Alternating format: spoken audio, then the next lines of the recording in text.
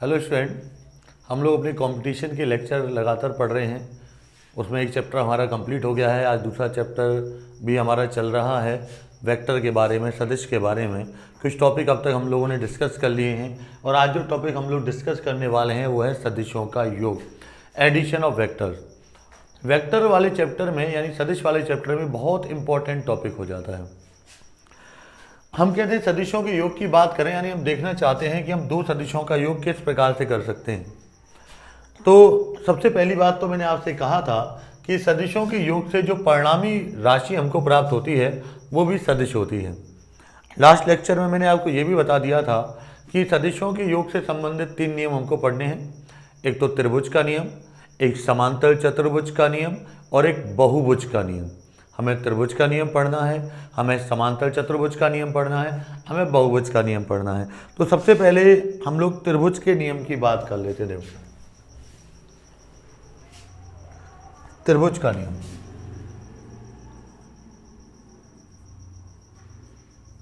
Law of triangle, इसे हम head to tell method भी कह सकते हैं।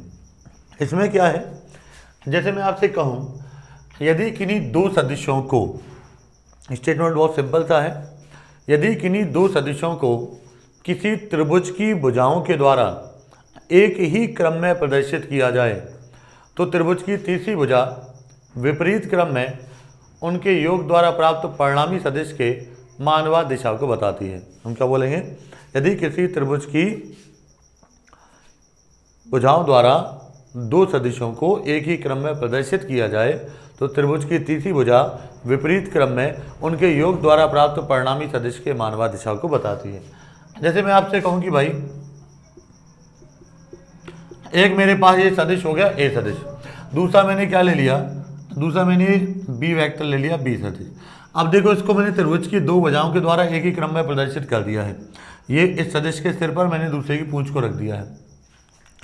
तो त्रिभुज की तीसरी भुजा ये विपरीत क्रम में इनके योग द्वारा प्राप्त परिणामी को बताती है। विपरीत हो गया ना, हेड से हेड बढ़ गए दोनों के, तो यानी ये किसको बताएगी, आर वेक्टर को, और आर वेक्टर हो जाएगा ए वेक्टर प्लस बी वेक्टर। ठीक है, तो सिंपल सा है, यदि किन्हीं दो सदिशों को किसी त्रिभुज की भुजाओं द्वारा एक ही क्रम में प्रदर्शित किया जाए तो त्रिभुज की तीसरी भुजा विपरीत क्रम में उनके योग द्वारा प्राप्त परिणामी के मानवा दिशा को बताती है।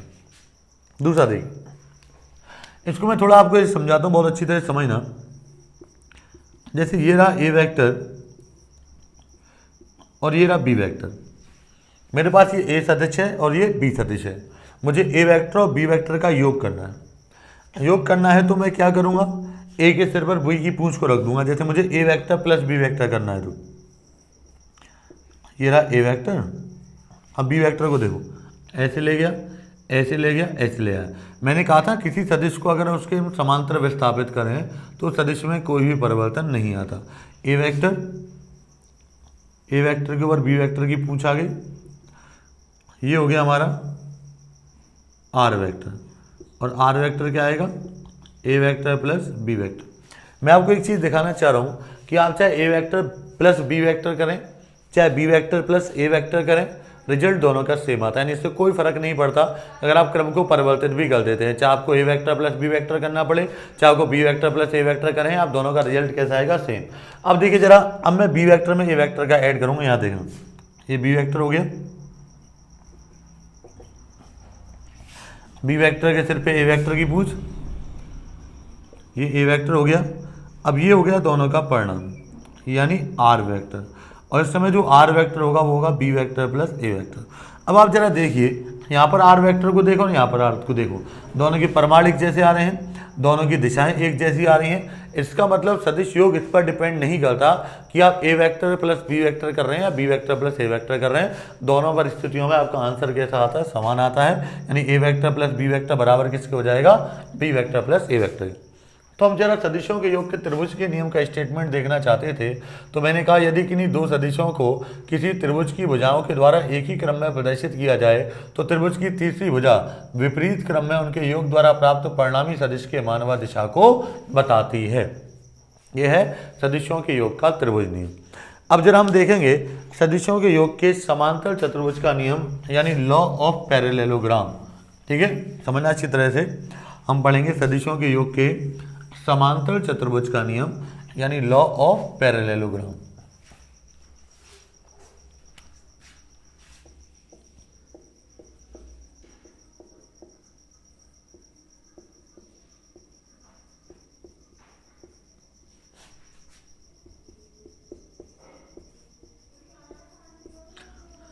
हम बात कर रहे हैं समांतर चतुर्भुज के नियम की, यानी हम लोग बात कर रहे हैं लॉ ऑफ पैरेललोग्राम की हम लोग बात कर रहे हैं। हम कहते हैं, अच्छी तरह से सुनेंगे, यदि किन्हीं दो सदिशों को समांतर चतुर्भुज की क्रमागत या आसन्न भुजाओं के द्वारा प्रदर्शित किया जाए, यदि किन्हीं दो सदिशों को समांतर चतुर्भुज की क्रमागत या आसन्न भुजाओं के द्वारा प्रदर्शित किया जाए तो उनके कटान बिंदु से निकलने वाला विकर्ण, उनके योग द्वारा प्राप्त परिणामी सदिश के मान व दिशा को बताता है। जैसे देखिए, मैं आपसे कहूं, मैं दो सदिश ले रहा हूं, एक हो गया ए वेक्टर और दूसरा हो गया बी वेक्टर। यानी हम दो सदिशों को लेके चल रहे हैं, एक तो सदिश हो गया हमारा ए वेक्टर और दूसरा सदिश हमारा हो गया बी वेक्टर। ये मैंने दो सदिश यहाँ पर ले ली। अब जैसे मैं आपसे कह रहा हूँ, इनको हम समांतर चतुर्भुज की क्रमागत या आसन्न भुजाओं से प्रदर्शित कर रहे हैं। किससे प्रदर्शित कर रहे हैं? समांतर चतुर्भुज की क्रमागत या आसन्न भुजाओं से। तो देखिए जरा, मैं यहाँ समांतर चतुर्भुज आपके सामने बना देता हूँ। एक समांतर इसके लिया मैंने, एक समांतर इसके लिए, देख रहे हैं ना वो, ये मैंने एक समांतर चतुर्भुज बना लिया।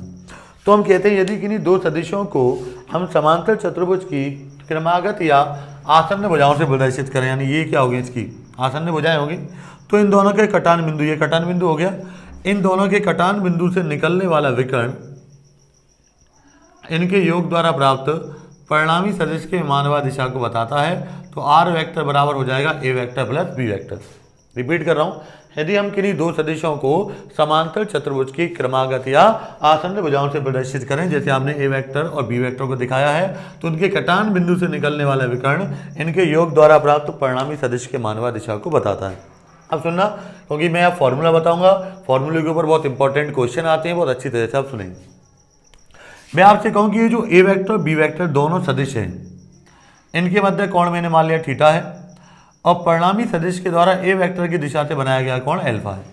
मैंने मान लिया कि जो मुझे दो सदिश दे रखे हैं, ए सदिश और बी सदिश, यानी ए वेक्टर और बी वेक्टर, इस ए वेक्टर और बी वेक्टर के मध्य का कोण है थीटा और परिणामी सदिश के द्वारा ए वेक्टर की दिशा से बनाया गया कोण है अल्फा।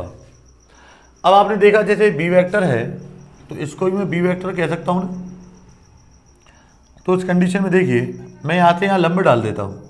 अच्छी तरह सुनना भैया, देखो ये ए वेक्टर की दिशा है, ये बी वेक्टर की दिशा है और आप कह रहे हैं कि भाई ए वेक्टर की दिशा और बी वेक्टर की दिशा के मध्य का कोण कितना है, थीटा। देखिए आराम से, भाई ये बी वेक्टर था, इसके बिल्कुल समांतर है तो दोनों की दिशा समान हो गई और समांतर चतुर्भुज में आमने सामने वाले भुजाओं की लंबाइयाँ भी समान होती हैं, तो इनके परिमाण भी समान हो गए, इनकी दिशा भी समान हो गई, यानी ये दोनों सदिश समान हो गए ना, हो गए। तो इसको बी वेक्टर का है तो इसको बी वेक्टर कह दिया। ये ए वेक्टर की दिशा है आपकी और आपको पता है बी वेक्टर के द्वारा ए वेक्टर की दिशा से बनाया गया कोण कितना है, थीटा। ठीक है, अब जरा बी सदिश का मैं इस तरफ घटक करूं तो मैंने आपसे कह रखा है जिस दिशा में कोण बनता है उस तरफ कौन सा घटक आता है, कॉस, तो इस तरफ आएगा बी कॉस थीटा और इसके लंब दिशा में कौन सा घटक आएगा, बी साइन थीटा। तो जिस दिशा में कोण बन रहा है उस दिशा में मैंने कौन सा घटक ले लिया, बी कॉस थीटा, और लंब दिशा में मैंने घटक ले लिया बी साइन थीटा। ये आपके समांतर चतुर्भुज वाले का पूरा मैंने डायग्राम आपको बना के बताया। अब यह इंपॉर्टेंट क्या है वो सुनना जरा अच्छी तरह से, आप सुनेंगे समझेंगे। इंपॉर्टेंट है परिणामी सदिश का परिमाण, यानी अगर हम परिणामी सदिश का परिमाण निकालें तो वो क्या होगा, वो होगा आर बराबर, बहुत अच्छी तरह से सुनना और समझना, आर बराबर अंडर रूट ए square plus B square plus 2ab cos theta. परिणामी सदिश के परिमाण की बात करें तो परिणामी सदिश के परिमाण का सूत्र हो जाएगा आर बराबर अंडर रूट ए square plus B square plus 2ab cos theta. क्या आएगा? आर बराबर अंडर रूट ए square plus B square plus क्या हो जाएगा 2ab कॉस थीटा। बहुत इंपॉर्टेंट फॉर्मूला है, इसके ऊपर क्वेश्चन आते हैं, बहुत क्वेश्चन आते हैं, इंपॉर्टेंट क्वेश्चन आते हैं, अच्छी तरह सुन लें। परिणामी सदिश के प्रमाण क्या होगा? आर बराबर अंडर रूट ए square plus B square plus 2ab cos theta. अच्छा, अगर आपसे परिणामी सदिश की दिशा पूछी जाए, अगर आपसे परिणामी सदिश की दिशा के बारे में पूछा गया है तो दिशा का मतलब आपको tan अल्फा निकालना है। tan अल्फा, सुनना जरा। अब जरा इस डायग्राम को ढंग से देखें तो आपको ये समकोण त्रिभुज दिख रहा होगा, ये वाला। अच्छी तरह से देखिए, ये गया, ये आया, यहाँ आपने लंब बना दिया और ये इसका आधार होगा। दिख रहा है ना? ये है समकोण त्रिभुज। और समकोण त्रिभुज में अगर आप tan की वैल्यू निकालते हैं तो लंब बटे आधार के बराबर होती है, यानी परपेंडिकुलर अपॉन बेस। लंब क्या होता है? कोण के सामने वाली भुजा लंब कहलाती है। तो इसके सामने क्या लिखा हुआ है? B sine theta. तो बी साइन थीटा तो यहाँ पर हो गया लंब बटे, ये पूरा हो जाएगा आधार। आधार में यहाँ से यहाँ तक की जो लेंथ है वो तो a के बराबर होगी, और यहाँ से यहाँ तक की कितनी है? b cos theta. तो अगर मैं पूरा देखूँ तो पूरा क्या आएगा? a plus b cos theta. तो tan अल्फा बराबर हो जाएगा b sin theta upon a plus b cos theta. तो देखो, हमने दो चीज़ें देखी। अगर आपसे परिणामी सदिश के प्रमाण के बारे में कहता है तो r बराबर हो जाएगा अंडर रूट ए square plus B square plus 2ab cos theta. और परिणामी सदिश की दिशा पूछी जाए तो tan अल्फा बराबर हो जाएगा b sin theta upon a plus b cos theta. और अगर आप अल्फा निकालना चाहें तो अल्फा आएगा tan inverse b sin theta upon a plus b cos theta. Okay, तो tan अल्फा आपने निकाला b sin theta upon a plus b cos theta, और अल्फा आपने निकाला tan inverse b sin theta upon a plus b cos theta. तो देखिए, यहाँ मैंने आपको tan अल्फा की वैल्यू निकाल के बताई और अल्फा की वैल्यू भी निकाल के बताई। तो बहुत इंपॉर्टेंट दो फॉर्मूले आपके हो जाते हैं, एक तो परिणामी सदिश के प्रमाण का और एक परिणामी सदिश की दिशा का। ये डायग्राम बहुत इंपॉर्टेंट है, डायग्राम के बाद ये फॉर्मूले बहुत ज़्यादा इंपॉर्टेंट है। तो क्लियर? परिणामी सदिश का प्रमाण क्या है? आर बराबर अंडर रूट ए square plus B square plus 2ab cos theta. परिणामी सदिश की दिशा के लिए हमने tan अल्फा फाइंड किया b sin theta upon a plus b cos theta, और अल्फा निकालना चाहा तो tan inverse b sin theta upon a plus b cos theta. आइए समझ में। अब इसमें इंपॉर्टेंट चीज़ें क्या हैं, जरा अच्छी तरह से सुनते जाएंगे। हम समांतर चतुर्भुज के नियम को बहुत डिटेल में डिस्कस करेंगे, क्योंकि इसके ऊपर क्वेश्चंस आते हैं, और क्वेश्चंस जहाँ आ जाते हैं वहाँ हमारे लिए बहुत इंपॉर्टेंट चीज़ हो जाती है। अब जरा ये फॉर्मूले मैंने आपके सामने से मिटाए नहीं है, क्योंकि मैं जरा यहाँ पर 3 कंडीशन की बात करूँगा। पहली कंडीशन, यदि ए वेक्टर व बी वेक्टर की दिशा समान है, यानी आप जिन दो सदिशों को जोड़ना चाहते हैं ना, उनकी दिशा बिल्कुल एक जैसी है। जैसे मैं आपसे कहूँ कि भाई ये तो हो गई ए वेक्टर की दिशा और ये हो गई बी वेक्टर की। ओके, तो ए वेक्टर और बी वेक्टर की दिशा समान है, तो आपने देखा ये ए वेक्टर और बी वेक्टर एक ही दिशा में है, और जब दिशा समान है तो कोण कितने डिग्री का हो जाएगा? 0 डिग्री। बहुत इंपॉर्टेंट है, सुनना भाई, क्योंकि अभी मैं जो आपको कंडीशंस बताने जा रहा हूँ इसके ऊपर क्वेश्चन आता है, और कंपटीशन बहुत इजी क्वेश्चन होता है, फटाक से हो जाता है। तो देखो, दिशा समान है तो ए वेक्टर बी वेक्टर दोनों एक ही दिशा में हो गए, सेम डायरेक्शन में हो गए। सेम डायरेक्शन हो गए तो इन दोनों के बीच का जो एंगल है, जो कोण है, वो 0 डिग्री हो गया। Angle between a vector and b vector is here 0। अच्छा, ऐसा है तो अगर मैं परिणामी सदिश का प्रमाण यानी magnitude of resultant vector find करना चाहूँ तो आर बराबर आएगा अंडर रूट ए square plus B square plus 2ab cos 0।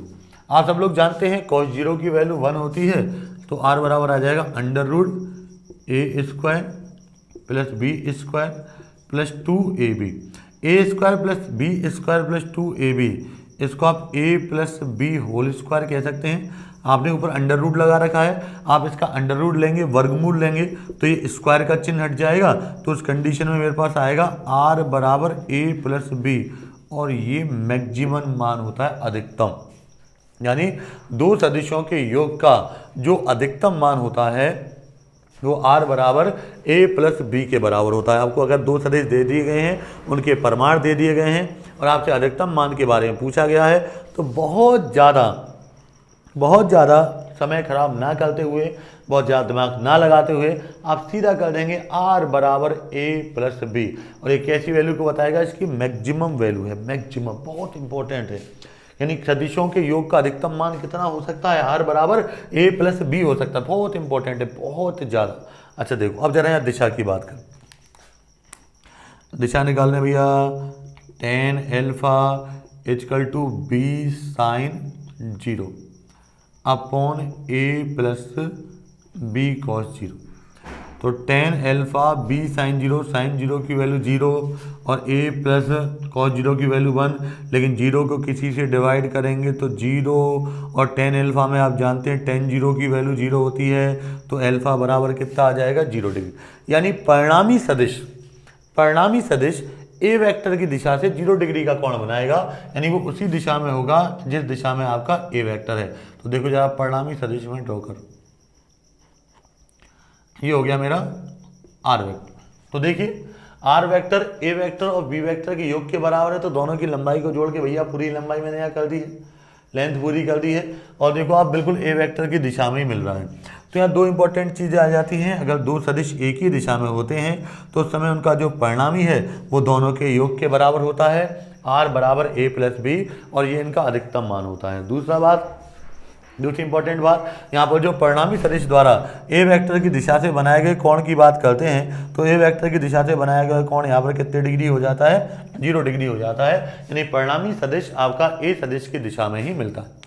Okay, तो ये हमारी पहली कंडीशन रही, जबकि दो सदिशों की दिशा कैसी है, समान है। मेरे ख्याल से समझ में आई होगी। अब जरा इसी डेरिवेशन की हम दूसरी कंडीशन की तरफ मूव करते हैं कि भाई दूसरी कंडीशन हमको क्या पढ़नी है। पहली कंडीशन में आपने देख लिया, जब दिशा समान होती है तो जो परिणामी सदिश है उसका परिमाण विच मीन्स मैग्नीट्यूड अधिकतम मैक्सिमम प्राप्त होता है, और वो मैक्सिमम मैग्नीट्यूड हमारा किसके बराबर होता है, ए प्लस बी के बराबर होता है। दूसरा, यदि ए वेक्टर व बी वेक्टर परस्पर लंबवत हैं, यानी if a vector and b vector mutually perpendicular, एक दूसरे के लंबवत जैसे देखिए मैं आपसे कहूँ कि भाई ए वेक्टर इधर हो गया और बी वेक्टर इधर हो गया, तो आपको दिख रहा होगा दोनों एक दूसरे के लंबवत हैं। तो इस कंडीशन में जो एंगल आता है वो 90 डिग्री का आता है। ए वेक्टर और बी वेक्टर के बीच का जो कोण है वो 90 डिग्री का यहाँ हो जाएगा। तो अगर मैं परिणामी सदिश का परिमाण मैग्नीट्यूड ऑफ रिजल्टेंट वेक्टर निकालना चाहूँ तो a square plus B square plus 2ab cos 90। अरे भैया cos 90 की वैल्यू तो 0 होती है, बहुत पहले से बताया 0 होती है, तो ये 2ab cos 90 पूरा 0 हो जाएगा, और 0 हो जाएगा तो r अपना क्या आएगा, √a स्क्वायर प्लस बी। यानी अगर दो सदिश एक दूसरे के लंबवत होते हैं तो जो परिणामी सदिश है उसका जो परिमाण है वो हो जाता है r बराबर √a square plus B square. बहुत इंपॉर्टेंट है। अब जरा दिशा की बात कर लेते हैं। tan अल्फा होता है b sine theta b sine 90 upon a plus b cos 90। ठीक है, सामने लिख रहा भैया, देखो बिल्कुल सामने लिख दिया मैंने, b sine theta upon a plus b cos theta. Theta कितना है, 90 है, तो b sine 90 upon a plus b cos 90। tan alpha sine 90 की वैल्यू 1 होती है तो b अपॉन a। अब cos 90 की वैल्यू 0, तो b cos 90 कितना हो जाएगा, ये पूरा 0। तो अपने पास tan अल्फा आएगा b अपॉन a, और यहाँ से अगर आप अल्फा निकालना चाहें तो ये आ जाएगा tan inverse b upon a। तो आप लोगों ने tan अल्फा निकाला, tan अल्फा आपके पास आया b अपॉन a, और यहाँ से अगर आप अल्फा फाइंड करना चाहेंगे तो tan inverse b upon a। तो जो सेकंड कंडीशन है उससे हमने देखा अगर ए वेक्टर और बी वेक्टर एक दूसरे के लंबवत होते हैं तो कौन कितने डिग्री का हो जाता है 90 डिग्री का, और जो आर है वो आता है अंडर रूट ए स्क्वायर प्लस बी स्क्वायर, और जो परिणामी सदिश द्वारा बनाया गया कौन निकालना चाहें तो अगर आप टेन एल्फा निकालेंगे तो बी अपॉन ए आएगा और एल्फा इक्वल टू हो जाएगा टेन इनवर्स बी अपॉन ए। तो दो कंडीशन हमने देखी। अब जरा हम तीसरी कंडीशन की तरफ आते हैं। तीसरी कंडीशन भी इनकी ही तरह बहुत ही ज़्यादा इम्पोर्टेंट है, और इवनली मैं तो ये कहूँगा कि वो कंडीशन जो है ना वो पहले वाले की तरह इम्पोर्टेंट है, पहले वाले की तरह इम्पोर्टेंट। यानी मैं कुछ हिंट देना चाह रहा हूँ आपको, क्या कुछ हिंट आपको मिल रही है यहाँ से? तो देखिए समझिए अच्छी तरह से। यदि ए वेक्टर व बी वेक्टर की दिशा परस्पर विपरीत है, यानी जो ए वेक्टर और बी वेक्टर हैं उनकी दिशा एक दूसरे के कैसी आ रही है? विपरीत आ रही है। सिंपल सा, यदि ए वेक्टर और बी वेक्टर की दिशा परस्पर विपरीत है तो विपरीत होने पर क्या कंडीशन होती है जरा अच्छी तरह से समझिए और इसको देखिए। देखो अगर विपरीत होते हैं तो उस कंडीशन में क्या होगा? जैसे मैं आपसे कहूँ ये ए वेक्टर है, ये बी वेक्टर, एक तो ये सिचुएशन हो सकती है, या दूसरी सिचुएशन ये हो सकती है ये ए वेक्टर है, ये बी वेक्टर। यानी विपरीत में दो कंडीशन की मैं आपको बात बताना चाह रहा हूँ। पहली कंडीशन में जो ए वेक्टर है उसका परिमाण बी वेक्टर के परिमाण से ज़्यादा है, दूसरी कंडीशन में बी वेक्टर का परिमाण ए वेक्टर के परिमाण से ज़्यादा है। दो कंडीशन आपको बता रहे हैं भैया। पहली में तो क्या है? ए वेक्टर का परिमाण बी वेक्टर के परिमाण से ज़्यादा है, दूसरी में बी वेक्टर का परिमाण ए वेक्टर के परिमाण से ज़्यादा है। मैं थोड़ा डायरेक्शन के लिए बता रहा हूँ। अच्छा, दोनों ही कंडीशन में जो कोण आएगा वो तो 180 डिग्री का आएगा। भाई एक दूसरे के विपरीत दिशा में है तो ज़्यादा अपने को सोचना ही नहीं है। कोण कितने डिग्री का हो गया? 180। 180 का हो गया तो सबसे पहला काम कि मैं परिणामी सदिश का परिमाण यानी मैग्नीट्यूड ऑफ रिजल्टेंट वेक्टर निकालता हूँ। देखना भैया, देखिए आर बराबर अंडर रूट ए square plus B square plus 2ab cos 180 degree आएगा। आर बराबर अंडर रूट ए square plus B square plus 2ab cos 180 degree. Cos 180 आप सब लोग जानते हैं -1, याद रख लेना। कॉस 180 की वैल्यू -1 होती है, कॉस 0 की वैल्यू 1, कॉस 90 की 0, कॉस 180 -1, कॉस 0 1, कॉस 90 0, कॉस 180 -1, रख दो -1। आर बराबर आ जाएगा अंडर रूट ए square plus B square -2ab। जैसे आप cos 180 -1 करेंगे तो माइनस का मल्टीप्लाई होकर -2ab हो जाएगा। अच्छा, इसको देखा जाए तो जैसे आपने शुरुआत से पढ़ा होगा ये a माइनस बी का होल स्क्वायर हो जाएगा, और होल स्क्वायर क्या करना है? वर्गमूल करना है। वर्गमूल करेंगे तो स्क्वायर का चिन्ह हट जाएगा, तो इसका जो रिजल्टेंट आएगा वो आएगा a माइनस बी। ये वैल्यू होती है मिनिमम। यानी दो सदिशों को जोड़ने पर उनके योग का अधिकतम मान maximum value of their addition आपको मिल सकती है a प्लस बी, और जो मिनिमम वैल्यू है, जो सबसे कम मान है, वो आपको क्या मिल सकता है? a minus b. बहुत इंपॉर्टेंट है, maximum a plus b, minimum a minus b. ठीक है, तो a माइनस बी से कम नहीं हो सकता, a प्लस बी से ज्यादा नहीं हो सकता। क्वेश्चन आएगा a माइनस बी से कम नहीं हो सकता, a प्लस बी से ज़्यादा नहीं हो सकता। अब जरा हम दिशा की बात कर लेते हैं भैया, बगल में ही दिशा निकाल देते। तो tan alpha equal to b sine 180 upon a plus b cos 180 क्या आएगा? b sine 180 upon a plus b cos 180। अच्छा, साइन 180 की वैल्यू 0 होती है। जो साइन 180 है ना, इसकी वैल्यू कितनी होती है? 0। और जैसे साइन 180 की वैल्यू 0 होगी तो ये जो tan एल्फा आप बात कर रहे थे ना, इसकी वैल्यू 0 होगी। अब इस कंडीशन में क्या होगा? मैं कहूँगा कि एल्फा की वैल्यू 0 डिग्री भी हो सकती है, tan 0 की वैल्यू 0 होती है, ठीक है, और एल्फा की वैल्यू 180 डिग्री भी हो सकती है। ठीक है, एल्फा 0 डिग्री भी हो सकता है और एल्फा 180 डिग्री भी हो सकता है। आप बोलो कि अब यहाँ 2 कैसे आ गए भाई, पहले तो आपने बोला सर 0 है तो आपने सीधा 0 पुटअप कर दिया था। भाई जो उसका जो पहला वाला हमने देखा था उसमें मैंने आपसे कहा था tan अल्फा 0 आ रहा है, tan अल्फा 0 आ रहा है तो मैंने आपसे कह दिया था कि भाई अल्फा कितना हो जाएगा 0। लेकिन यहाँ नहीं कह रहा, यहाँ मैं कह रहा हूँ अल्फा 0 भी हो सकता है, अल्फा 180 भी हो सकता है। क्यों? यहाँ आइए, ए वेक्टर का परिमाण बी वेक्टर के परिमाण से ज़्यादा है, तो जो रिजल्टेंट आएगा वो ए वेक्टर की दिशा में आएगा, और जब रिजल्टेंट ए वेक्टर की दिशा में आएगा तो ए वेक्टर से बनाया गया कोण यहाँ पर कितना हो गया भैया 0 डिग्री। यहाँ क्या है भैया, बी वेक्टर का परिमाण ज़्यादा है, तो जो रिजल्टेंट है ना वो बी वेक्टर की दिशा में आए, और जब बी वेक्टर की दिशा में आएगा ना तो ए वेक्टर से बनाया गया एंगल कितने का हो जाएगा 180। समझ गए ना? तो यहाँ में अल्फा 0 भी हो सकता है, अल्फा 180 भी हो सकता है। ये मैं क्यों कह रहा हूँ, ये मैं इसीलिए कह रहा हूँ कि भाई अगर वो सपोज करो ए वेक्टर का परिमाण ज़्यादा है तो परिणामी ए वेक्टर की दिशा में ही आएगा, और जब परिणामी ए वेक्टर की दिशा में ही आएगा तो ए वेक्टर की दिशा से बनाया गया कोण कितने डिग्री हो जाएगा 0 डिग्री। अगर सपोज करो बी वेक्टर का परिमाण ज़्यादा है तो परिणामी फिर बी वेक्टर की दिशा में आएगा, यानी ए वेक्टर की दिशा के विपरीत आएगा, तो कोण हो जाएगा 180 डिग्री। ओके, तो कोण कितना हो गया, एक तो 0 डिग्री हो गया और दूसरा कितना हो गया 180। अब जरा इनके ऊपर आधारित कुछ क्वेश्चंस हम लोग कर लेते हैं, जरा देखिए, फिर हम फाइनली जो तीसरा है सदिशों के योग का बहुभुज का नियम, लॉ ऑफ पॉलीगॉन, और लॉ ऑफ पॉलीगॉन को हम लोग समझेंगे।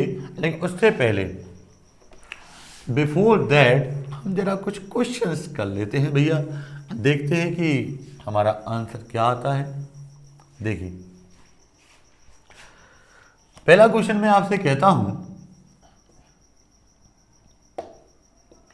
यदि ए वेक्टर का परिमाण 11 है, कोई मात्रक हो सकता है, बी वेक्टर का परिमाण 9 है, magnitude of a vector is 11, any thing can be its unit, उसकी यूनिट कुछ भी हो सकती है, एंड बी वेक्टर का परिमाण कितना है 9 है, तो मैं आपसे पूछूंगा तो निम्न में से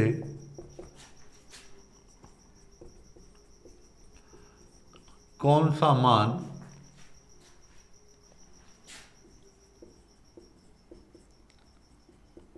इनके योग का नहीं हो सकता।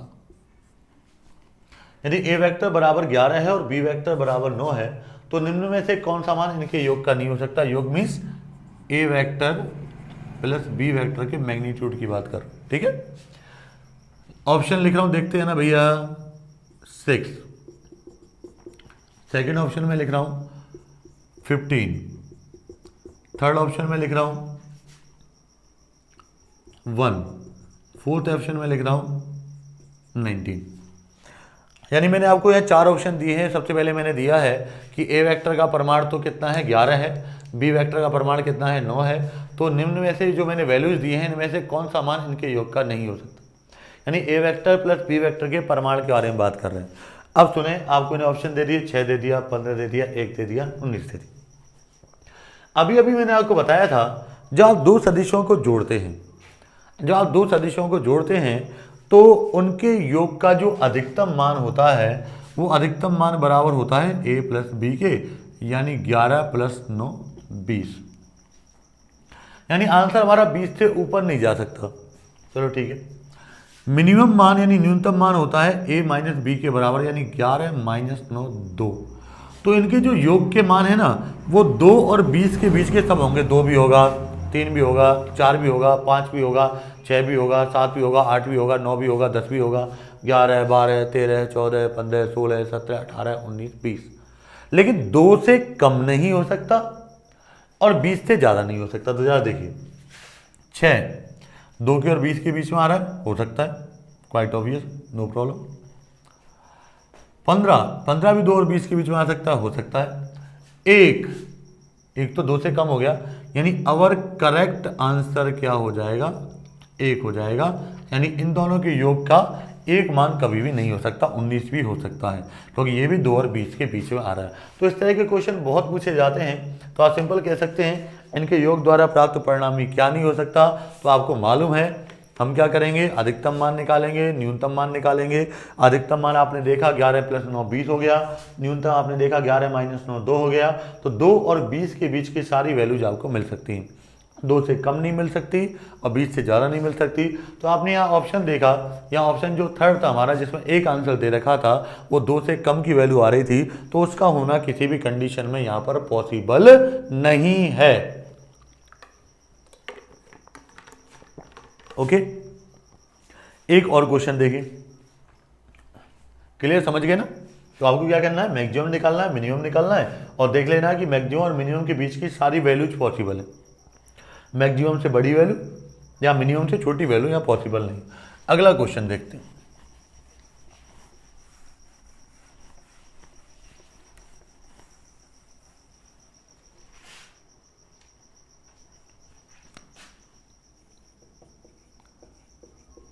निम्न में से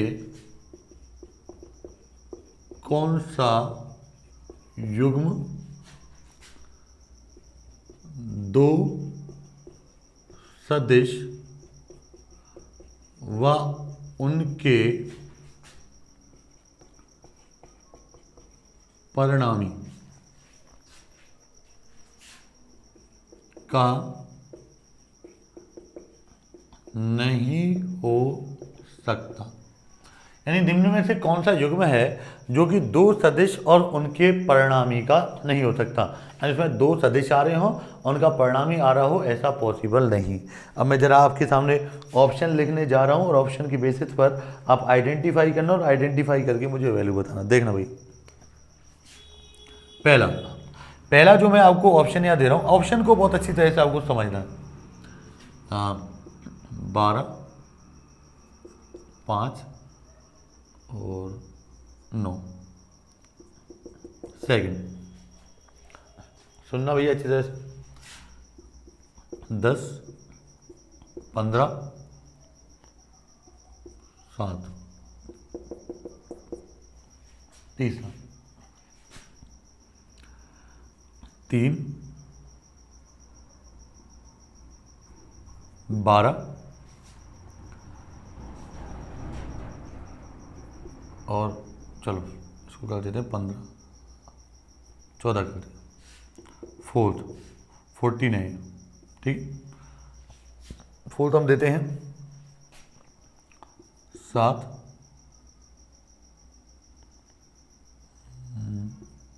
18, 28। आपसे पूछ रहा हूं निम्न में से कौन सा युग्म है जो कि दो सदिश और उनके परिणामी का नहीं हो सकता। यानी किस युग्म में दो सदिश और उनके परिणामी नहीं आ रहे। आइडेंटिफाई करना है, पहचान करनी है, और पहचान करके अपने को आंसर बताना है। तो कंसेप्ट वही चलेगा। कंसेप्ट क्या चलेगा, कंसेप्ट चलेगा कि अधिकतम मान निकालो, न्यूनतम मान निकालो और उनके बीच का देख लो। यहाँ देखा 12 + 5, अगर 12 और 5 है तो इनका जो मैक्सिमम है वो 17 हो सकता है। 12 - 5 मिनिमम 7 हो सकता है। तो 7 और 17 के बीच की सारी वैल्यू हो सकती हैं। 9 7 और 17 के बीच में आता है, तो ये तो हो सकता है, ठीक है। ये हमारा करेक्ट आंसर नहीं है। जरा यहाँ देखिए, 10 + 15 मैक्सिमम वैल्यू 25, 15 और 10 मिनिमम वैल्यू कितनी हो जाएगी 5। तो 5 और 25 के बीच की सारी वैल्यू हो सकती हैं। 7 इसी के बीच में आ रहा है, तो ये भी हमारा करेक्ट ऑप्शन नहीं हो सकता। यहाँ जाइए, 12 और 3 कितना है 15 मैक्सिमम वैल्यू, और मिनिमम वैल्यू की बात करें तो 12 - 3 कितना हो जाएगा 9। यानी 9 और 15 के बीच की सारी वैल्यूज हो सकती हैं 14, भी उसी रेंज में आ रहा है, तो ये भी हमारा आंसर नहीं हो सकता। यहाँ देखिए 18 + 7 कितना होगा 25, तो मैक्सिमम वैल्यू 25 हो सकती है। 18 में से आप 7 को माइनस करेंगे तो कितना आएगा 11। तो यानी 11 और 25 के बीच की सारी वैल्यूज हमारी हो सकती है। लेकिन यहाँ तो क्या आ रहा है 28, 28 वैल्यू से क्या है ज़्यादा है। तो इसका मतलब हमारा जो करेक्ट आंसर होगा ये होगा। बस 18 और 7 का योग कभी भी 28 नहीं हो सकता, वो 25 से ऊपर नहीं जा सकता, क्योंकि मैक्सिमम वैल्यू हमारे लिए यहाँ कितनी प्राप्त हो रही है 25 प्राप्त।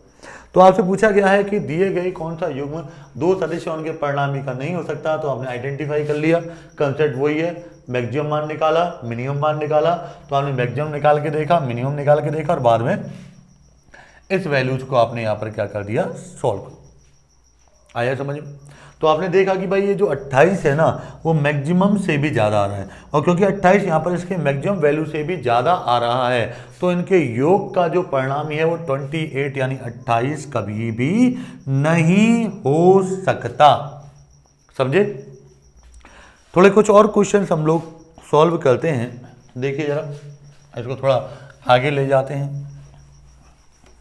क्वेश्चन हमारे लिए बहुत इंपॉर्टेंट हो जाते हैं। इसमें जितने भी तरह के क्वेश्चन बन सकते हैं वो सारे मैं आपको यहाँ कराने जा रहा हूँ, समझेंगे अच्छी तरह से। अब जैसे मैं अगला क्वेश्चन देता हूँ, यदि ए वेक्टर बराबर 3i कैप व बी वेक्टर बराबर 4j कैप हो। ए वेक्टर कितना है 3i कैप और बी वेक्टर कितना है 4j कैप है, तो इनके योग द्वारा प्राप्त परिणामी सदिश का परिमाण व दिशा बताइए। यानी आपको परिणामी सदिश का परिमाण भी बताना है और परिणामी सदिश की दिशा भी बतानी है। यदि ए वेक्टर बराबर 3i कैप और बी वेक्टर बराबर कितना हो 4j कैप हो तो इनके योग द्वारा प्राप्त परिणामी सदिश का परिमाण और दिशा बताइए। आपको परिणामी सदिश का परिमाण भी बताना है और परिणामी सदिश की दिशा भी। अब समझिए जरा हम इसका सॉल्यूशन करते हैं। ए वेक्टर आप कह रहे हो सर 3i कैप है, 3i कैप का मतलब ये x अक्ष की तरफ है। फिर आप कह रहे हैं सर बी वेक्टर यहाँ पर 4j कैप है, j कैप का मतलब ये y अक्ष की तरफ है, ठीक है। 3i कैप यानी x अक्ष की तरफ है, बी वेक्टर कितना है 4j कैप है तो y अक्ष की तरफ है। x और y अक्ष एक दूसरे के लंबवत होती है, तो यानी यहाँ पर दो सदिश कैसे हो गए एक दूसरे के लंबवत हो गए, तो इन दोनों के मध्य का जो कोण है वो कितने डिग्री हो जाएगा 90 डिग्री। भाई सिंपल था, यहाँ दो सदिश एक दूसरे के लंबवत हैं तो इन दोनों के मध्य का कोण 90 डिग्री होगा। 90 डिग्री होगा तो अगर आप परिणामी निकालना चाहते हैं तो इसके से मैंने बताया था r बराबर हो जाएगा √a² प्लस बी स्क्वायर। तो a कितना दिया है 3 का स्क्वायर, ये 4 का स्क्वायर, 3 का स्क्वायर 9, 4 का 16। भाई यही होता है ना, अगर दो लंबवत होते हैं तो आपको बताया था √a² प्लस बी स्क्वायर आ जाता है। तो a यानी 3 का स्क्वायर, बी यानी 4 का स्क्वायर, क्योंकि ए का परिमाण 3 है और बी का परिमाण 4 है। 3 का स्क्वायर 9 हो जाएगा, 4 का स्क्वायर 16 हो जाएगा, 16 और 9 कितना होगा 25, 25 का वर्गमूल करेंगे तो कितना आ जाएगा 5। ओके, तो इसका जो परिमाण है वो कितना आ गया 5 आ गया। अब जरा दिशा की बात करें तो आपको याद होगा tan अल्फा b/a बताया था, तो यहाँ डायग्राम में जो b था ना y एक्सिस की तरफ ही तो जा रहा था, तो यानी कितना हो जाएगा 4/3, या अगर आप अल्फा बताना चाहेंगे तो tan इनवर्स 4/3। ओके, तो देखो 3i कैप और 4j कैप हो गया, तो आपने tan अल्फा निकाला, tan अल्फा की वैल्यू आपके लिए 4/3 आ गई। अगर या आप यहाँ पर अल्फा निकालना चाहते हैं तो अल्फा की वैल्यू हमारे पास कितनी आ गई tan इनवर्स 4/3, 4/3। तो ये अभी हमने देखो सबसे पहले क्या किया, हमने देखा भाई उनका योग में अधिकतम और न्यूनतम के आधार पे पहला क्वेश्चन किया, दूसरा क्वेश्चन भी हमने अधिकतम और न्यूनतम के आधार पे किया, तीसरे क्वेश्चन में हमने जरा इनकी कोणों का उपयोग कर लिया। अब थोड़ा सा इसको हम और आगे ले जाते हैं और अच्छे क्वेश्चंस की तरफ आते हैं, देखिए और समझिए। तो अब हम अपने नेक्स्ट क्वेश्चन की तरफ मूव करते हैं और नेक्स्ट क्वेश्चन में आपको देता हूं, यदि सपोज करो कि हमारे पास दो समान परिमाण वाले सदिश हैं, यानी यदि ए वेक्टर और बी वेक्टर दोनों का परिमाण बराबर है और इसको मैंने x के बराबर कह दिया, यानी आपसे कहा जा सकता है दो समान परिमाण वाले सदिश, यानी आपको ये बहुत इंपॉर्टेंट चीज़ है दिमाग में रखना है कि दो समान परिमाण वाले सदिश के मध्य कोण कितना होना चाहिए। दो समान परिमाण वाले सदिश के मध्य कोण कितना होना चाहिए जिससे कि उनके योग द्वारा प्राप्त परिणामी सदिश का परिमाण भी इनके परिमाण के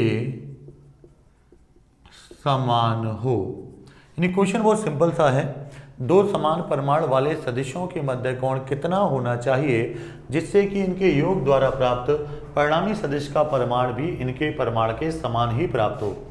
यानी आपको दे रखा है कि ए वेक्टर और बी वेक्टर दोनों के परिमाण बराबर हैं, जो हमने एक्स मान लिया, तो इनका जो परिणामी होगा जिसको आप आर वेक्टर कहते हैं उसका परिमाण भी इनके परिमाण के बराबर ही प्राप्त हो।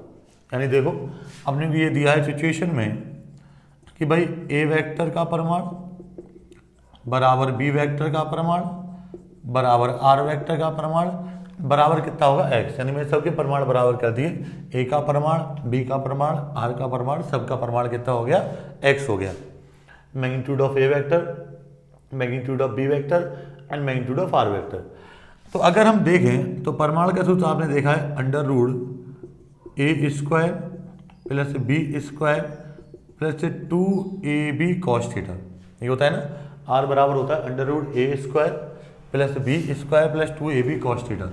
तो जरा मान रखिए एक्स बराबर under root x square, a का मान भी एक्स है, plus x square plus 2 x into x क्या हो जाएगा, एक्स स्क्वायर कॉस थीटा, ये आएगा ना। भाई आर का परिमाण भी एक्स था, तो एक्स बराबर a square x square plus x square plus 2a into b x into x x square cos theta. तो x बराबर x square plus x square 2x square plus 2x square cos theta, और ये आ गया under root में x square plus x square 2x square और plus 2x square cos theta. फिर देखिए इन दोनों में से मैं 2x स्क्वायर कॉमन ले सकता हूँ, कॉमन लेंगे तो आपके पास बचेगा 1 प्लस कॉस थीटा और उसका अंडर रूट स्क्वायर रूट। अब मैं दोनों तरफ स्क्वायर कर रहा हूँ, दोनों तरफ वर्क कर रहा हूँ, वर्क करूंगा तो x का एक्स स्क्वायर हो जाएगा और यहाँ ये अंडर रूट का चिन्ह हट जाएगा, साइन हट जाएगा अंडर रूट वाला, तो आएगा 2x square 1 plus cos theta, x square से एक्स स्क्वायर गया तो 1 equal to 2 1 plus cos theta, ये आएगा ना 1 इजकल टू 2 और ब्रैकेट में आ गया 1 प्लस कॉस थीटा। अब जरा इसको हम ट्रांसफर करते हैं, ट्रांसफर करेंगे तो बड़ा अच्छी तरह से आप देखना समझना इसको ट्रांसफर कैसे किया जाएगा। तो देखो इसको हम 2 को ट्रांसफर कर लेते हैं, मैथमेटिकल है, आप जानते हैं 1/2 बराबर 1 प्लस कॉस थीटा हो जाएगा। इस 1 को ट्रांसफर करेंगे तो 1/2 माइनस 1 बराबर कॉस थीटा, इसको सॉल्व करेंगे तो माइनस 1/2 बराबर कॉस थीटा, ये आएगा ना। तो माइनस 1/2 बराबर कितना आ जाएगा, कॉस थीटा हो जाएगा। और आप सब लोग बहुत अच्छी तरह से जानते हैं कि cos 120 की वैल्यू माइनस 1/2 होता है, तो इसकी जगह मैं cos 120 लिख सकता हूँ। भाई माइनस 1/2 की जगह मैंने cos 120 लिख दिया, तो इसका अगर आप इसको कंपेयर करें तो थीटा कितना हो जाएगा 120। इसका मतलब अगर क्वेश्चन ये आए कि दो समान परिमाण वाले सदिशों के मध्य कोण कितना होना चाहिए जिससे कि उनके योग द्वारा प्राप्त परिणामी सदिश का परिमाण उन सदिशों के परिमाण के समान हो, तो आपका आंसर होगा 120 डिग्री। क्लियर, दोबारा देख लें। भाई आपने देखा कि सॉल्यूशन आपने कर लिया, बहुत सिंपल सा सॉल्यूशन था, अंडर रूट ए square plus B square plus 2ab cos theta, x बराबर under root x square plus x square plus 2x square cos theta, 2x square common ले लिया, 1 प्लस कॉस थीटा कैंसिल कर दिया, 1 बराबर 2 1 plus cos theta, 1/2 बराबर 1 plus cos theta, तो आएगा minus 1/2 आया। और आप जानते हैं cos 120 की वैल्यू माइनस 1/2 होती है, तो थीटा बराबर 120 आ गई। मोस्ट कॉमन क्वेश्चन है जो काफ़ी पूछा जाता है, ये मैंने आपको यहाँ कराया है। यहाँ से थीटा बराबर हमारा आ गया 120 डिग्री। अब इसको थोड़ा सा चेंज करते हैं। चेंज क्या करें, यदि ए वेक्टर बराबर बी वेक्टर बराबर एक्स हो तो उनके योग द्वारा प्राप्त परिणामी सदिश का परिमाण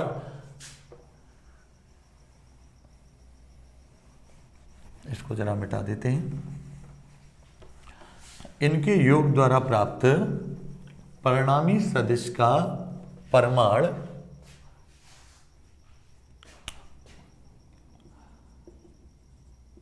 प्रत्येक सदिश के परिमाण का अंडर रूट 3 गुना हो, तो आपको बताना है ए वेक्टर और बी वेक्टर के मध्य कोण। जैसा पहला वाला क्वेश्चन था सेम यहाँ पर है। वहाँ पर हमने कहा था कि परिणामी सदिश का परिमाण भी प्रत्येक सदिश के परिमाण के बराबर आ रहा है, और यहाँ पर हम कह रहे हैं कि जो परिणामी सदिश का परिमाण है वो प्रत्येक सदिश के परिमाण का अंडर रूट 3 गुना है। दोनों की लैंग्वेज में थोड़ा सा डिफरेंस।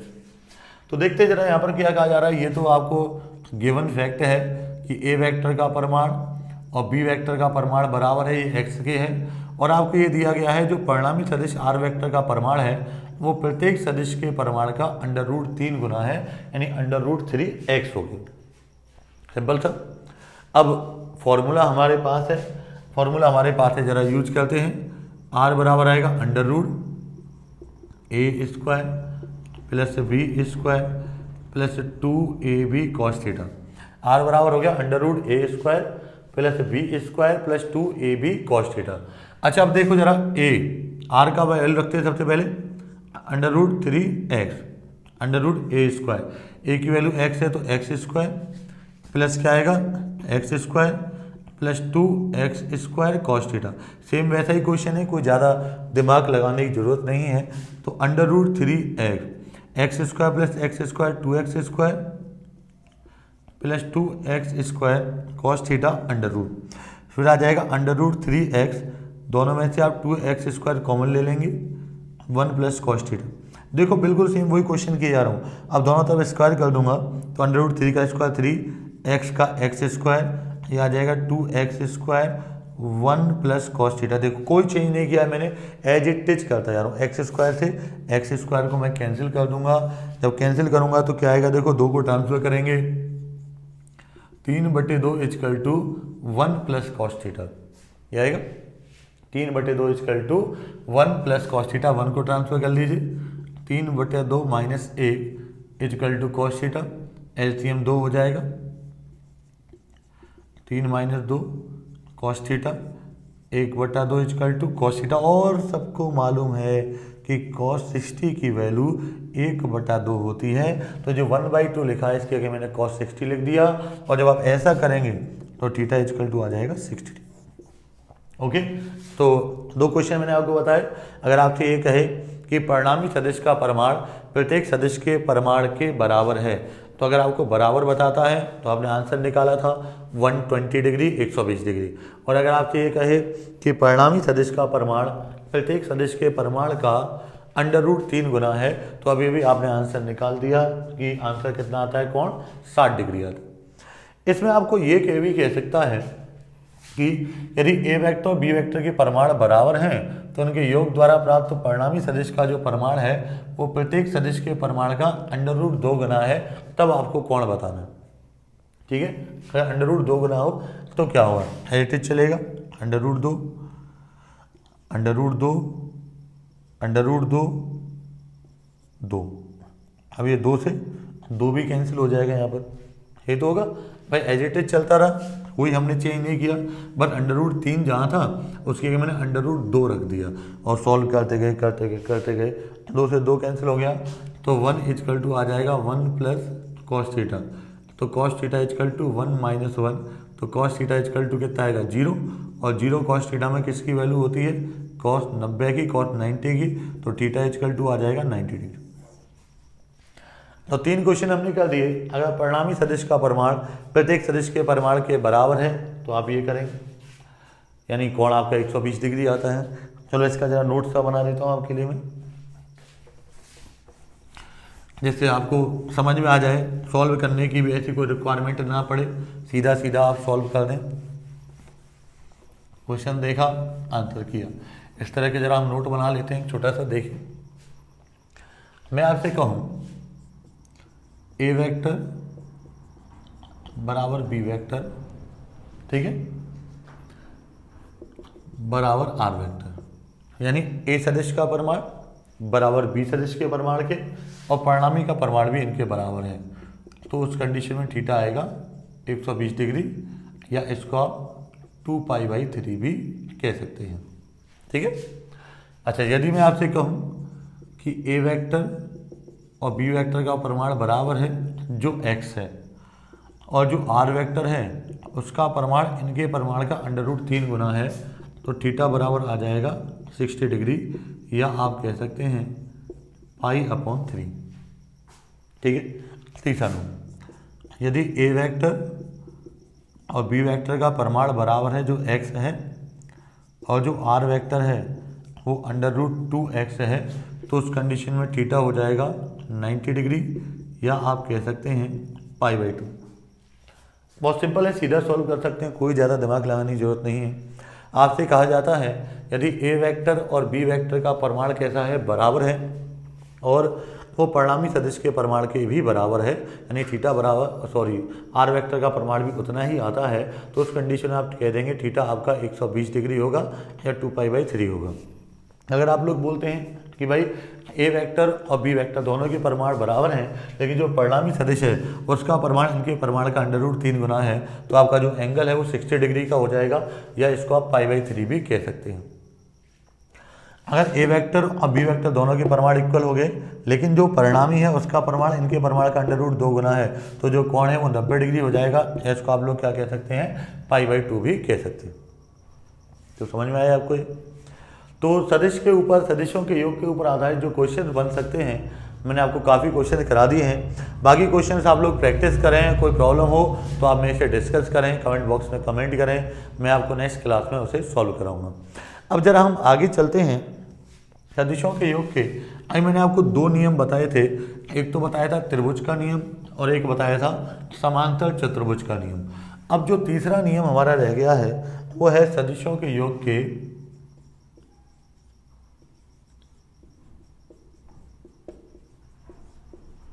बहुभुज का नियम, लॉ ऑफ पॉलीगॉन। तो हम कहते हैं देखो, त्रिभुज के नियम द्वारा और समांतर चतुर्भुज के नियम द्वारा केवल 2 सदिशों को जोड़ा जा सकता है। अगर आप 2 से ज़्यादा सदिशों को जोड़ना चाहते हैं, 3 को, 4 को, 5 को, 6 को, 7 को, तो उसके लिए किसका यूज किया जाता है, बहुभुज के नियम का उपयोग किया जाता है। बहुभुज का नियम कहता है यदि 2 से अधिक सदिशों को किसी बहुभुज की भुजाओं के द्वारा एक ही क्रम में प्रदर्शित किया जाए, रिपीट कर रहा हूं, सुनना, यदि 2 से अधिक सदिशों को किसी बहुभुज की भुजाओं के द्वारा एक ही क्रम में प्रदर्शित किया जाए, तो बहुभुज को बंद करने वाली भुजा विपरीत क्रम में उनके योग द्वारा प्राप्त परिणामी को बताती है। रिपीट कर रहा हूं, क्या कहते हैं, यदि 2 से अधिक सदिशों को किसी बहुभुज की भुजाओं के द्वारा एक ही क्रम में प्रदर्शित किया जाए, तो बहुभुज को बंद करने वाली भुजा विपरीत क्रम में उनके योग द्वारा प्राप्त परिणामी को बताती है। जैसे देखो, ये हुआ ए वेक्टर। ए वेक्टर के सिर पे मैंने बी वेक्टर की पूंछ को रख दिया, ये बी वेक्टर हो गया। फिर बी वेक्टर के सिर पे मैंने सी वेक्टर की पूंछ को रख दिया, फिर सी वेक्टर के सिर पे मैंने डी वेक्टर की पूंछ को रख दिया, डी वेक्टर के सिर पे मैंने ई वेक्टर की पूंछ को रख दिया। तो देखो एक ही क्रम में चल रहा है, tail head tail head tail head tail head tail head, यानी हेड टू टेल के फॉर्म में अपन लोग कंटिन्यूस चलते जा रहे हैं। तो सबको मैंने एक ही क्रम में प्रदर्शित किया है। तो बहुभुज को बंद करने वाली भुजा, यानी अब अगर मैं इनका रिजल्टेंट देखूँ तो ये वाली भुजा बहुभुज को बंद करेगी विपरीत क्रम में। देखो अब हेड से हेड आ गया ना, तो विपरीत क्रम हो गया। विपरीत क्रम में इनके योग द्वारा प्राप्त परिणामी को बताती है, आर वेक्टर को बताती है। तो आर वेक्टर यहाँ पे क्या हो जाएगा, ए vector plus B vector plus c vector plus d vector plus e vector. तो आर वेक्टर हमारे पास हो जाएगा ए vector plus B vector plus c vector plus d vector और प्लस ई वेक्टर। ये किसको बता दिया इसने, आर वेक्टर को बता दिया, और ये कहलाता है बहुभुज का नियम। तो ये सदिशों का योग टॉपिक हमारा अभी कंप्लीट हो चुका है। अब जरा हम सदिशों के घटाने की बात करेंगे, यानी एक सदिश में से अगर दूसरा सदिश आपको घटाना हो तो आप क्या करें। सुनना भैया बड़े आराम से, कोई दिक्कत नहीं है, बहुत सिंपल है ये भी, यहाँ कोई ऐसा ज़्यादा विशेष बात नहीं होती है। हम सदिशों को घटाने की बात करेंगे, यानी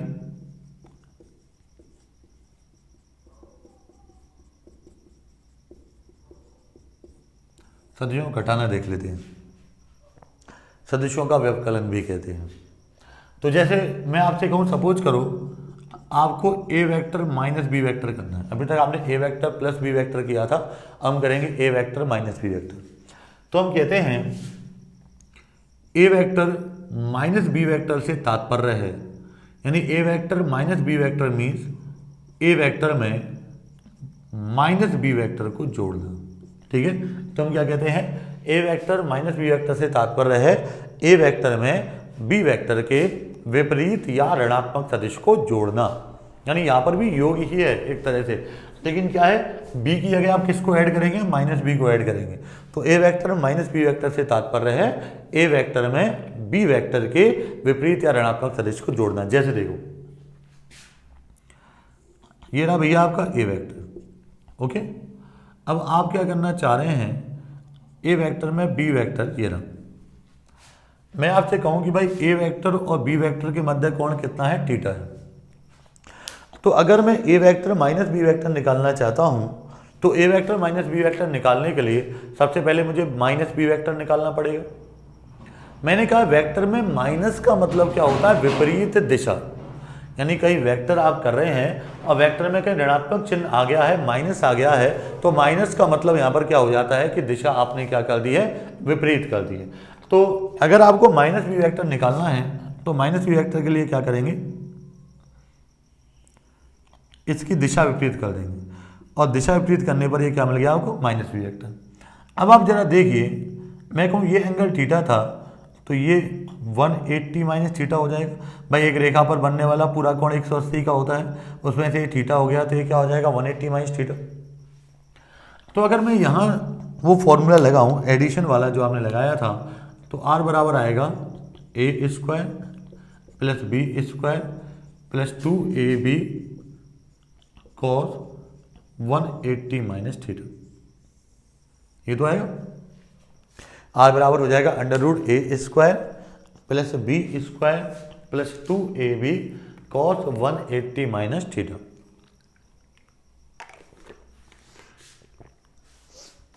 आप सब लोगों ने पढ़ रखा है cos 180 minus theta minus cos theta होता है, और माइनस कॉस थीटा होता है, तो यहाँ फॉर्मूला हमारे पास निकल के क्या आ गया, अंडर रूट ए square plus B square minus 2ab cos theta.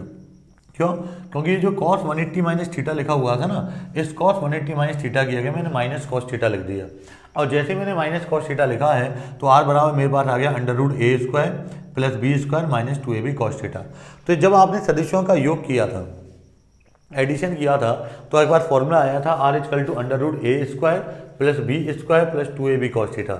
और जब आप घटा रहे हैं, सब्ट्रैक्शन कर रहे हैं, तो उस कंडीशन फॉर्मूला हो जाता है अंडर रूट ए square plus B square minus 2ab cos theta. यानी बिल्कुल सेम वैसा ही है जैसा कि आपने पहले किया था, डिफरेंस केवल इतना सा निकल के आया है, इतना सा डिफरेंस है कि वहाँ प्लस 2ab कॉस थीटा किया था और यहाँ पर आप लोगों ने क्या कर दिया है, माइनस 2ab कॉस थीटा कर दिया। दूसरा देखो, आपने जो टेन एल्फा निकाला था, टेन एल्फा आपने निकाला था बी साइन थीटा अपॉन ए प्लस बी कॉस थीटा। अब प्लस किए गए माइनस कर देना, तो टेन एल्फा क्या हो जाएगा, बी साइन थीटा अपॉन ए माइनस बी कॉस थीटा। बिल्कुल सेम वैसा ही है, कोई डिफरेंस नहीं चल रहा है। तो देखो वहां आपने केवल क्या किया था, r equal to under root A square plus B square plus 2ab cos theta, plus किया यहाँ क्या हो जाएगा माइनस, तो r equal to under root A square plus B square minus 2ab cos theta. और टेन एल्फा की आप बात करते हैं तो टेन एल्फा हो जाएगा बी साइन थीटा अपॉन ए माइनस बी कॉस थीटा। ठीक है, तो ये हमारा टॉपिक है सदिशों को घटाना। इसमें जो मेन क्वेश्चन पूछा जाता है, जो मेन दो इंपॉर्टेंट क्वेश्चन पूछे जाते हैं, अब जरा दोनों क्वेश्चन मैं आपको बता देता हूं, सुनना। पहला क्वेश्चन पूछा जाता है,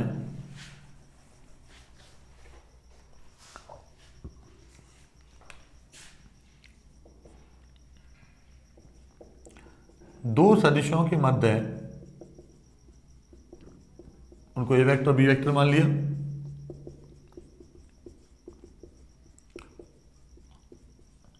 कोण कितना होना चाहिए जिससे कि आपको a vector plus B vector का परिमाण और a vector minus b vector का परिमाण बराबर मिले। दो सदिशों के मध्य कोण कितना होना चाहिए जिससे कि ए वेक्टर प्लस बी वेक्टर का परिमाण और a vector minus b vector का परिमाण हमको कैसा मिले, बराबर मिले। ठीक है, बहुत इंपॉर्टेंट क्वेश्चन है, तो देखते हैं जरा। मेथड हमारा क्या है, a vector plus B vector का परिमाण क्या होगा, अंडर रूट ए square plus B square plus 2ab cos theta, और a vector minus b vector का परिमाण क्या होगा, अंडर रूट ए square plus B square minus 2ab cos theta. ये तो हो गया अंडर रूट ए square plus B square plus 2ab cos theta, ये हो गया अंडर रूट ए square plus B square minus 2ab cos theta. अब देखना मैं दोनों तरफ क्या कर रहा हूँ, स्क्वायर कर रहा हूँ, वर्क कर रहा हूँ, तो स्क्वायर रूट अंडर रूट वाला साइन हट जाएगा तो मेरे पास आएगा a square plus B square plus 2ab cos theta, और यहाँ पर आ जाएगा a square plus B square minus 2ab cos theta. ये आएगा ना, देखो ए स्क्वायर से ए स्क्वायर गया, बी स्क्वायर से बी स्क्वायर गया, तो इधर तो मेरे पास बचा 2ab cos थीटा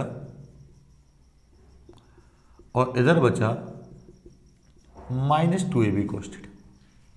इसको इधर ट्रांसफर कर लेता हूँ, तो 2ab cos थीटा ये प्लस का हो जाएगा इधर आके, plus 2ab cos theta equal to 0। इसको इधर ले आएंगे तो यहाँ 0 बचा ना, तो आपका आएगा 4ab cos theta equal to 0।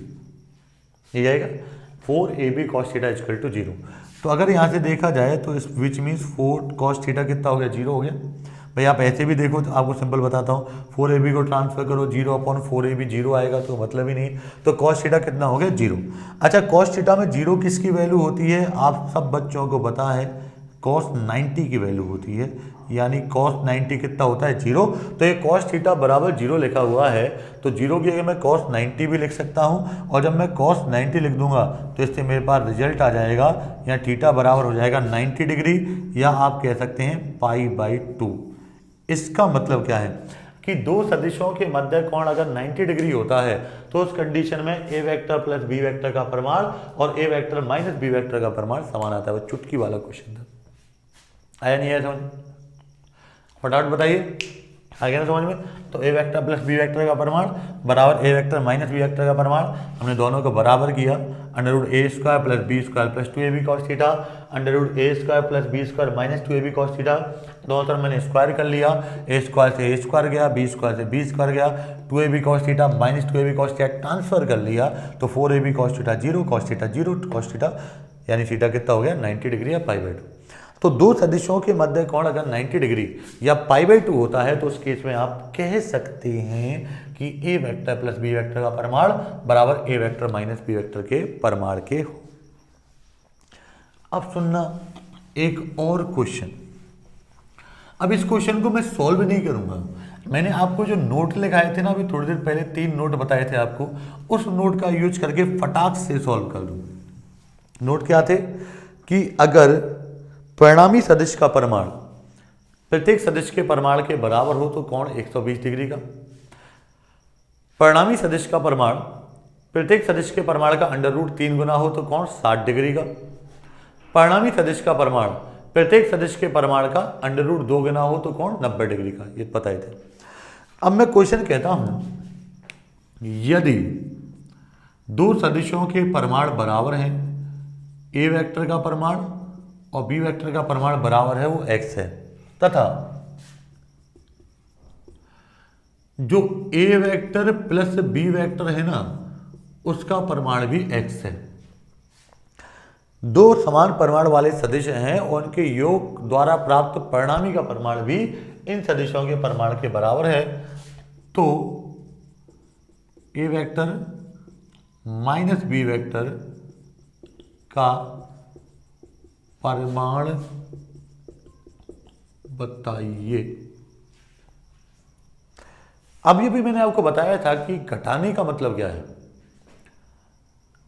A vector में बी वेक्टर के विपरीत या ऋणात्मक सदिश को जोड़ना, तो एक तरह से जोड़ना ही है, तो हम उसी कंसेप्ट का यूज करेंगे। देखो आपसे कहा कि भाई ए वेक्टर और बी वेक्टर दोनों के परिमाण बराबर हैं और जो उनके योग का परिमाण भी उतना ही आ रहा है, तो हमारा नोट का पहला पॉइंट हो गया और नोट के पहले पॉइंट में आपने देखा था कि ए वेक्टर और बी वेक्टर के जो मध्य कोण है वो 120 डिग्री होना चाहिए भाई, तभी तो ऐसा हो सकता है कि दोनों के परिमाण बराबर हो और परिणामी सदिश का परिमाण भी इनके परिमाण के बराबर हो, तो इनके मध्य कोण कितना होना चाहिए 120 डिग्री।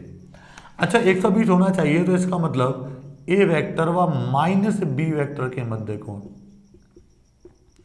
अब ये तो ए वेक्टर व बी वेक्टर के मध्य कोण था 120, तो अब ए वेक्टर का माइनस बी से निकालूंगा, तो माइनस बी से निकालने के लिए 180 माइनस थीटा होता है, यानी 180 माइनस थीटा, तो मैं 180 माइनस 120 करूंगा तो कितना आएगा 60 डिग्री। और जब दो समान परिमाण वाले सदिशों के मध्य कोण 60 डिग्री होता है तो परिणामी का परिमाण कितना आता है √3x, तो हमारा आंसर क्या हो जाएगा √3x। हमने बिल्कुल अपने नोट का यूज किया, दिमाग का यूज किया, जो पहले पढ़ रखा था उसी का यूज करते हुए हम आगे बढ़े।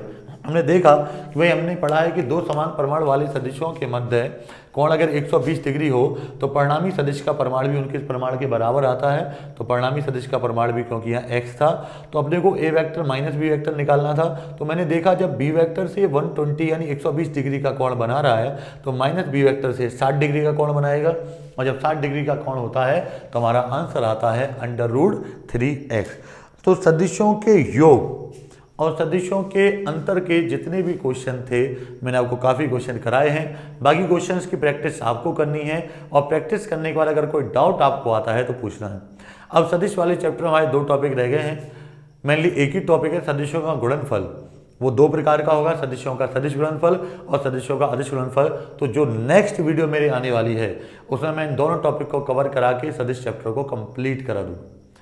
तो मैंने आपको विमाओं वाला चैप्टर कंप्लीट करा दिया, इसमें त्रुटि भी आई थी, सार्थक अंक भी आए थे, और सदिश वाले चैप्टर को भी अगले वीडियो में कंप्लीट करा देंगे, उसके बाद हम आगे मूव करेंगे। तब तक आप स्टडी कीजिए, प्रैक्टिस कीजिए, और अगर कोई प्रॉब्लम आती है तो पूछिए। Okay student, bye.